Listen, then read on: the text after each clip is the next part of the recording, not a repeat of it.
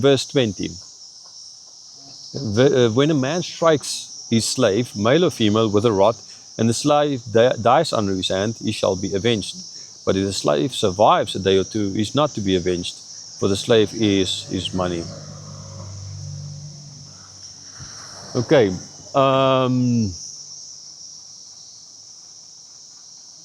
Yeah, I guess I said as well in other parts in this video. There's always a way how one can interpret this and try and get the best out of the situation. If you are like a evilness, people you hate and stuff like that, you can always kind of, but that's then playing back to bearing false witness in a court case and all of those kinds of things. It's not as easy, but you know, our minds can come up with very devious stuff. Doesn't matter how straight the law can be.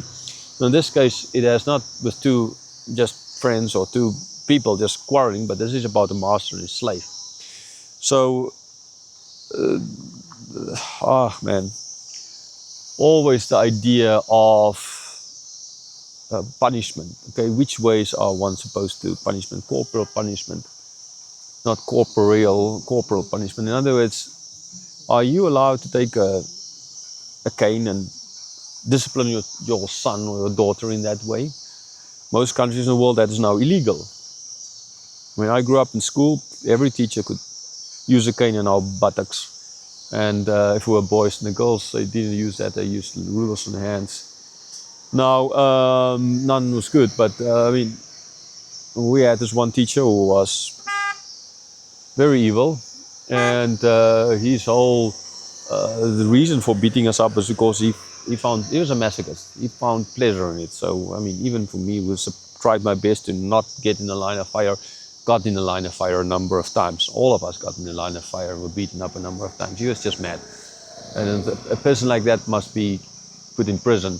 He wasn't, because it was kind of norm. So, yeah, that's the danger, right? Later on became that only the principal could do it. Now, I mean, I would hold to that one, because the other options, no one can do it, and not the family, no one can do it. And ultimately, well, you know, look at South Africa, look at so many other countries in the world. So yes, and ultimately the same kind of a question would have arisen here, because there's a fight, there's a master and a slave, the slave's not doing, how do you discipline him? And now that was their way. Are you taking a salary away, kind of whatever. So how do you discipline him? Are you allowed to still use a rod on your children, on your slaves? And the answer here is yes, you are allowed to do that, as long as you don't overdo it, understandably. Okay? Right, so for male, female, rod, but don't overdo it. If this person dies, right, he shall be avenged. Eye for eye, tooth for tooth. So even if he belongs to you and he's your slave, if he dies, then you are the guilty party. You will die as well. So it doesn't matter if he belongs to you or not belongs to you, you're not allowed to kill him. That again is the opposite of what would have happened in the general culture around him. In the general culture around him, you had slaves, you killed the slave, whatever he belongs to you, that's not the end of the world. I mean, you're not going to try in general do that, because you lose money in the process. That's kind of stupid. But if it happens, it's not the end of the world. But now for the Jews, no, there is this caveat. No, if you hit him, yes, you can hit him, but if you hit him in such a way that this guy dies, that's that. You are dead as well. He will be avenged. He shall be avenged. But if he survives for a day or two, then he's not avenged, and you don't need to pay anything, right? Why? Because you're not going to pay yourself. I mean, he didn't work for you. You still had in those days feed him, you still in those days house him, so you still kept on doing your part of the bargain, but he couldn't do his side of the bargain. Why? Because of the bodily harm you inflicted on him, so you are guilty ultimately. And but you don't need to pay yourself the money back, so there's no need for material compensation like in the previous case. No need here. But now just about a day or two. So if you hit a guy up so bad that he, I mean, even survives for a day or two. I mean, a day is not long, so if he survives for a day and then dies, I mean, yeah, I don't know if it's a translation or because some other, they state it a little bit differently in the sense of, yeah, this it's like in the same case, same as in the previous case, where You're allowed, but you're not allowed to beat him in such a way so that ultimately he's going to die. And so you need to chime me down, to put it like that. Not risk by beating him up in such a way that he dies, because then you are dead as well. So don't risk. So again, it sounds harsh, right? Just survive a day or two. Again, say if there's someone you can, there's always ways how to beat someone that, well, but yeah, it is possible. I mean, it's possible to meet someone like my uncle was hit by a stone by protesters, and he didn't die immediately. He died the next day. Yeah, it was brain dead. The machines put off the next day. But would that have meant that these guys doing it now scot-free? Well, they never were found anyhow, because that's South Africa for you. So again, it sounds pretty harsh, but you're taking a risk. You're taking a risk by thinking, okay, yes, guys, I'll just beat him up and like try to nearly kill him, but not kill him fully. But so these 2 days still survive, and then he die. And then I'm rid of my problem kind of idea.